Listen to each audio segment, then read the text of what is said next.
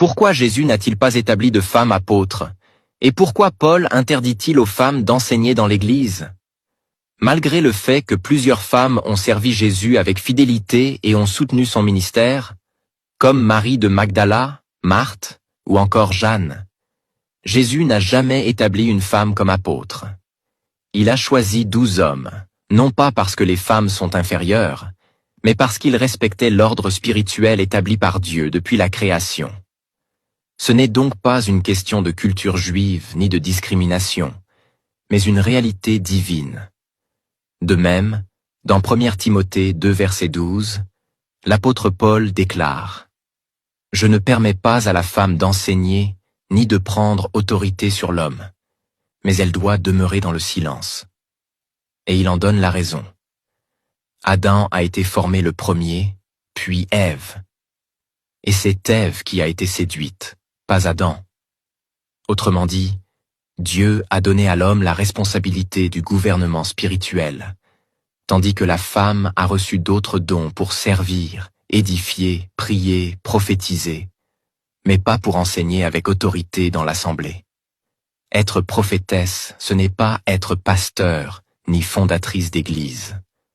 Dans la Bible, plusieurs femmes ont prophétisé, comme Déborah ou les filles de Philippe. Mais aucune n'a dirigé une assemblée ni exercé le rôle d'ancien ou de berger spirituel. Prophétiser, c'est parler de la part de Dieu, mais ce n'est pas enseigner avec autorité sur une assemblée. Aujourd'hui, certaines femmes qui se disent « pasteurs » utilisent, souvent, Galates 3 verset 28 pour justifier leur position. Il n'y a ni homme ni femme, car tous vous êtes un en Jésus-Christ.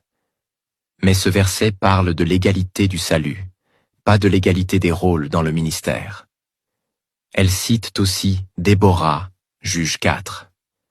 Mais Déborah n'était pas pasteur, ni apôtre, et son rôle était exceptionnel, dans un contexte de crise spirituelle. Aucun verset biblique ne montre une femme pasteur ou fondatrice d'église dans le Nouveau Testament.